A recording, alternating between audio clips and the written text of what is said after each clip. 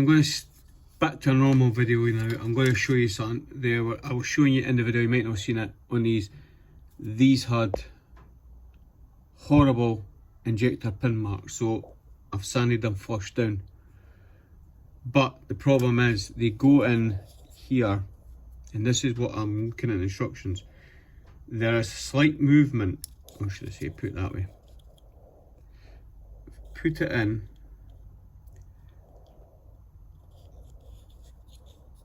It tells you to go it, but you see how it's wiggling? There's slight movement backwards and forwards and up and down. I don't want to go them until this section is fitted.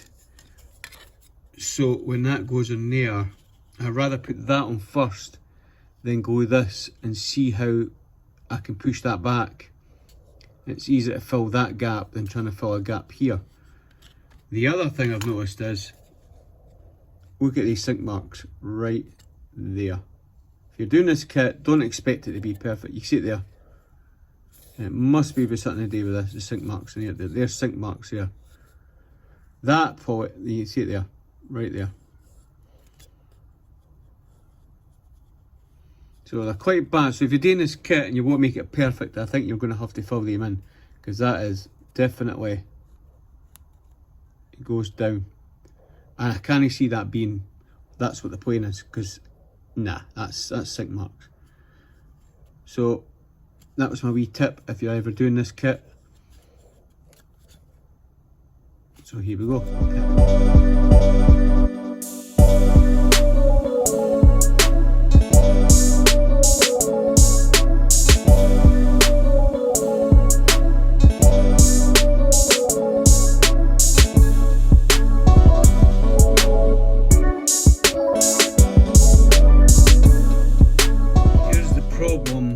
Here's the problem with that high and typical compressor switch on. Always happens when you record a compressor. This is what I was meaning. These are actually too big for the gap here and there, and it's pushing this out.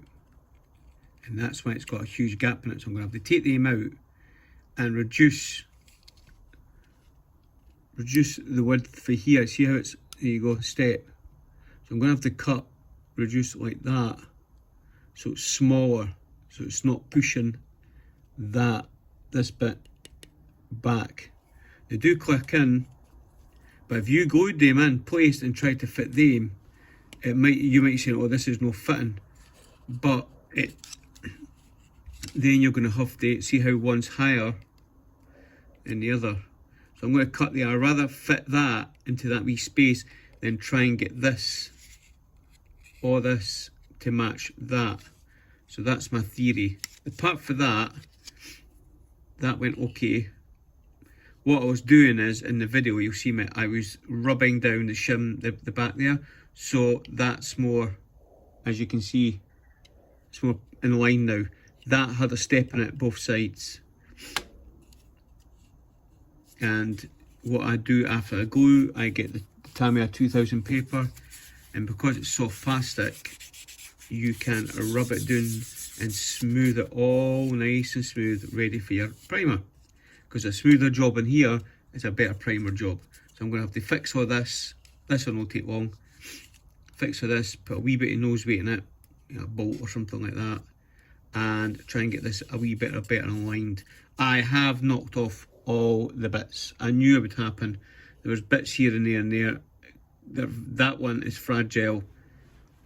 It's typical, you'll knock them off, but again, it's going to be underneath, and the wee man fell out, but I've glued them back in. So that's the update on this. We'll go back to it. Well, after a bit of fettling and all that, I had to shave down the sides on that and that, and I've managed to get as best I can. Now, I need to look at the boxer, which I'll get after I chuck everything away. And there doesn't seem, on that, a decal is going to cover the line there. So I'm still going to smooth them down. Got the rubbish away, so that. So it must be one of these. That. Yeah, so it must be them. that go there. So that line on that decal will follow that. So don't worry if you're doing this about decal, about rescribing, because it's going to get covered with a decal anyway. But I really want this bit as smooth as possible. I'm going to let it dry because I've had to put a wee bit of, sorry if you've got earphones on, you're listening to this and I'm scraping it away. That, you can see it now. If I tap on it, yeah, looks a bit better, definitely better. I mean, it's an Airfix kit, it's meant to be that. That's going to need more sanding to get that perfect, and that wee bit filler there, a wee bit more sanding there. Apart from that, the join was definitely better here and here. The join is practically gone there. That's nice. That'll matches up with the over exaggerated panel lines because that would be a trench, technically speaking. I've sanded that, the paint off that. Why? Because I want this bit as flush as possible. Again, it is flush. Same with this bit. I want this flush. A wee bit there. And slightly there. Yeah, I can feel it. So it needs a wee bit smoothing down. Don't want to get to perfection. Focus, there you go. No, it depends how far you want to take it. If you like doing these kits and you want everything perfection, I don't. I'm on a time limit, so I'm just trying the best I can. Again, it'll be a case of more smoothing it down the best I can.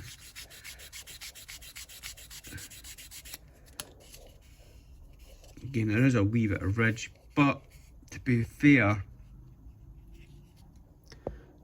on that, I don't think I'll, see it looks okay there.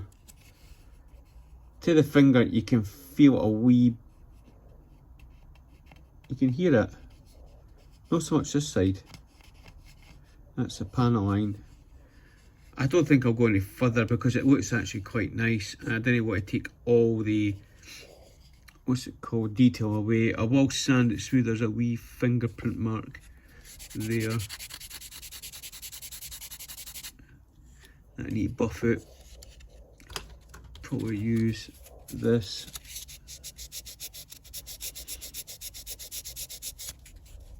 I try and get as smooth as possible.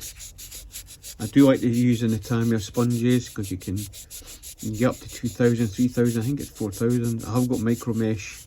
Sometimes I do use micro mesh. When I was doing the car bodies, I did it. There is a wee bump there, but I think I'm going to leave that at that. It's as best to get. What I'm more worried about is when I put the primer, it is the seams. Especially on that. I have smoothed it down. And it is nice and nothing there. A wee bit there. Nothing there. You can see where I've went in. A wee bit too deep. Because it's that softer plastic, so I'm going to have to try and buff that clear. So, let's carry on. Right, quick tip on an absolute muck up.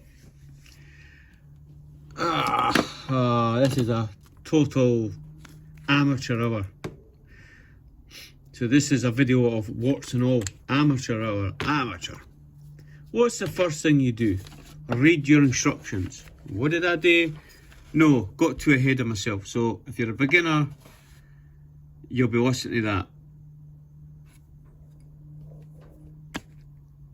They should have went in there. And as you look, they should have went in there before that. So total amateur. I have managed to get them fit. Just a wee bit fettling. Lucky enough, because I use the resin Tamiya, it's still soft. So you can I can play a bit with it. So what I'm going to do is try and get flush. I think they're meant to be flush. I'll get the legs in. I think you can get the legs in. Yes, I did break all this on sanding, but... So, tip for the day, or tip for the video, look at your instructions before you commit, or you do an absolute muck up like me. No really, because I'm actually getting fit, but if you're a beginner and saying, yes, us folk who have been doing it for a couple of years do muck up. But it's coming on, yeah, again, bits like that, they're going to end up getting bent and that's going to snap off and I'm going to have to get a metal. That's going to end up snapping, so I know I'm going to have to get like a needle. Usually I use needles. Or very thin wire. Because that's going to snap off. Apart from that, that's it. So, I'll carry on.